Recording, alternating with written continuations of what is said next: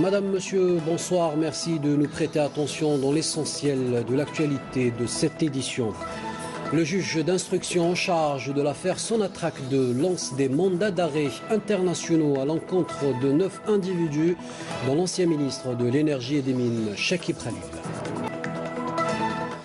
Le juge d'instruction en charge de l'affaire Sonatrach II a lancé des mandats d'arrêt internationaux à l'encontre de 9 individus, dont l'ancien ministre de l'Énergie et des Mines, Chekib Khalil, sa femme, ses 2 fils et le nommé Farid Bidjaoui, a indiqué aujourd'hui à Alger le procureur général près la cour d'Alger, Belkacem Zermati.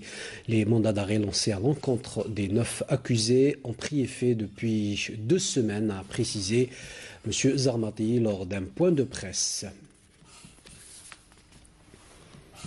Et on écoute la déclaration du procureur général près la cour d'Alger, Belkacem Zermati.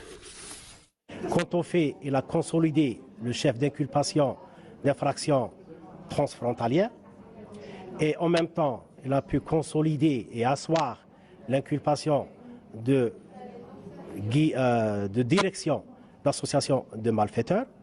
Et quant aux personnes, le juge d'instruction a élargi le champ d'inculpation en inculpant plusieurs personnes, entre autres le nommé Chekib Khalil, l'ancien ministre de l'Énergie et des Mines, son épouse et ses 2 enfants.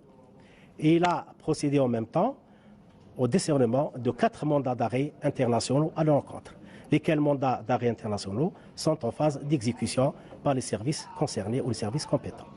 Moi, j'ai évoqué ces noms-là à titre indicatif, mais je dirais et je confirmerai également que le même magistrat a inculpé et décerné un mandat d'arrêt international à l'encontre du nommé Bidjaoui Farid. La deuxième édition.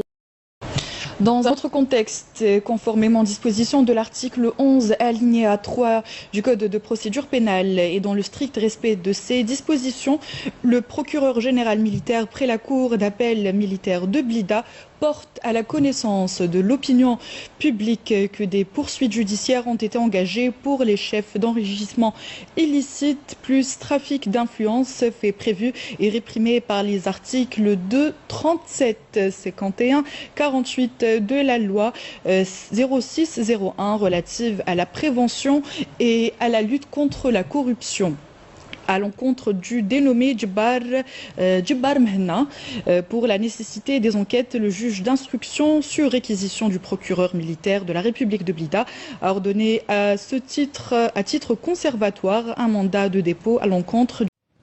Partons maintenant en Algérie. Un mandat d'arrêt international vient d'être lancé contre Khaled Nezzar, ancien chef de l'état-major et ancien ministre de la Défense. Retrouvons à Alger notre correspondant Khaled Rareni. Bonsoir Khaled, que reproche-t-on à cette figure du régime Bouteflika ?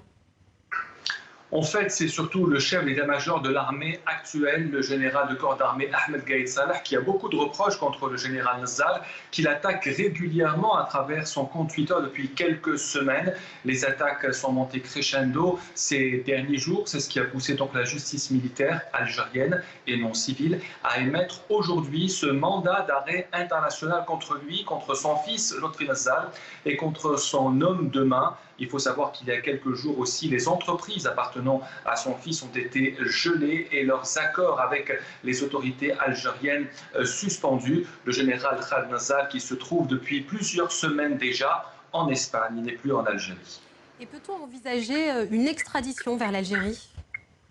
Eh bien, c'est la question que tout le monde se pose aujourd'hui à Alger, compte tenu de l'existence même d'un accord d'extradition entre l'Espagne et l'Algérie. Il y a eu déjà quelques extraditions dans des affaires de corruption et de terrorisme. Dans certains cas aussi, la justice espagnole a rejeté l'extradition vers l'Algérie pour manque de garantie sur un procès équitable. Eh bien, il faudra savoir, est-ce que d'abord la justice espagnole va accepter ce mandat d'arrêt émis par la justice militaire et non civile, un détail très important, et si elle accepte, il faudrait voir si elle voit qu'il y a des garanties de procès équitable en Algérie pour extrader Khaled Nezzar. Dans tous les cas, cela devrait prendre plusieurs semaines, voire plusieurs mois. Khaled Rareni, correspondant TV5 Monde à Alger, merci.